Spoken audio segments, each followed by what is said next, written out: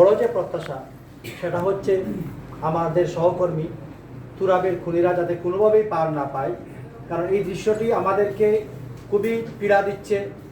কারণ আমরা এখনও এই ভিডিওগুলো সামাজিক যোগাযোগ মাধ্যমে আমরা ঘুরতে দেখি, পুলিশ গুলি করছে আর আমার ভাই তুরাব রাস্তায় ঢলে পড়ছে, তার রক্তাক্ত শরীর রিকশায় করে নিয়ে যাওয়া হচ্ছে হাসপাতালে। এই দৃশ্যটা আমরা কোনোভাবেই বুঝতে পারছি না। এখনও তুরাব এই হত্যাকারী কেউই গ্রেফতার হয়নি। যারা পুলিশের অভিযুক্ত ছিলেন তাদেরকে সিলেট থেকে বদলি করে দেওয়া হয়েছে। আমরা আশাবাদী যে বদলি হয়েও যাতে কর্মস্থল পরিবর্তনের মাধ্যমে যেন তারা এই দায় থেকে মুক্তি না পান, সেই ব্যবস্থাটি, সেই উদ্যোগটি আপনি নেবেন।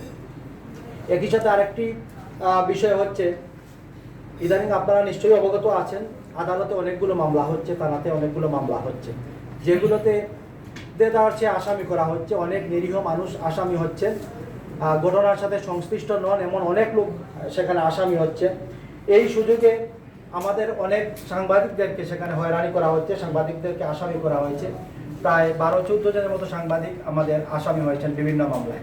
অনেক ঘটনা হচ্ছে কাল্পনিক ঘটনা, এই স্থানে কোনো ঘটনাই ঘটেনি, একজনকে বাদী সাজিয়ে মামলা করা হচ্ছে, সেখানে সাংবাদিকদের আসামি করা হচ্ছে। আমাদের এখন একটা দায়িত্ব হয়ে গেছে যে প্রতিদিন আদালতে খোঁজ নেওয়া যে কোনো মামলায় সাংবাদিকদেরকে আসামি করা হচ্ছে কিনা। তো খোঁজ যদি পাই তাহলে সেখানে আমরা বাদীকে জিজ্ঞেস করছি যে ভাই আপনি যে এই সাংবাদিককে আসামি দিচ্ছেন আপনি কি তাকে চিনেন? বাদী বলতেছে আমি চিনি না। তাহলে আপনি আসামি কীভাবে দিচ্ছেন? বলছে যে আমাকে এই টাইপ করার সময় 5টা নাম দিয়ে বলা হয়েছে যে 5টা নাম আমরা এজাহার যাতে দেই, তাতে মামলা নাকি শক্ত হবে। এইভাবে নানা ধরনের প্রতারণা এবং ছলচাতুরির মাধ্যমে সাংবাদিকদেরকে আসামি করা হচ্ছে। আমরা আপনার কাছে প্রত্যাশা রাখি যাতে এই যে ষড়যন্ত্রমূলকভাবে নিরীহ সাংবাদিকদেরকে যাতে আসামি করা হচ্ছে তারা যেন পুলিশের মাধ্যমে কোনো ধরনের হয়রানির শিকার না হন।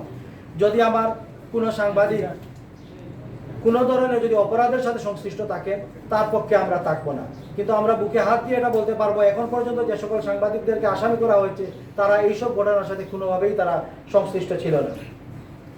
সাইফুল বলেছেন যে 4 তারিখে যে অস্ত্রের মহড়া আমরা দেখেছি কোর্ট পয়েন্টে, আমরা অনেক বছর পর কিন্তু প্রকাশ্যে আমরা সিলেটের রাজপথে অস্ত্র দেখেছি। অস্ত্রে তাদের হাতে আমরা দেখেছি। আমরা এর আগে যখন বিভিন্ন সংবাদ পরিবেশন করেছি যে বুঙ্গার চিনি, যেটা ভারত থেকে অবৈধভাবে চিনি আসে, সেই চিনি যারা ব্যবসার সাথে অবৈধ চোরাচালান ব্যবসার সাথে যারা জড়িত ছিল তাদের হাতেই কিন্তু বেশিরভাগের হাতে ছিল অবৈধ অস্ত্র। মানে চিনির ব্যবসার সাথে অবৈধ অস্ত্র কেনার একটা সম্পর্ক রয়েছে। তো আমি দাবি জানাবো আপনার কাছে, প্রত্যাশা রাখবো যে অস্ত্রধারী যারা ছিল সেই অস্ত্রধারীরা যাতে কোনোভাবে পার না পায়, অস্ত্রগুলোও যেন উদ্ধার হয় এবং একই সাথে অবৈধ চিনির ব্যবসাটা যাতে একদম সিলেট থেকে নির্মূল হয়ে যায়। এতে অপরাধ কর্মকাণ্ড কমে আসবে।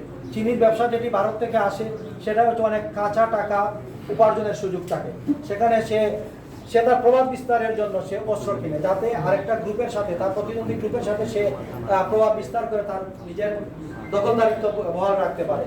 এই সুযোগটি যেন আর না আসে।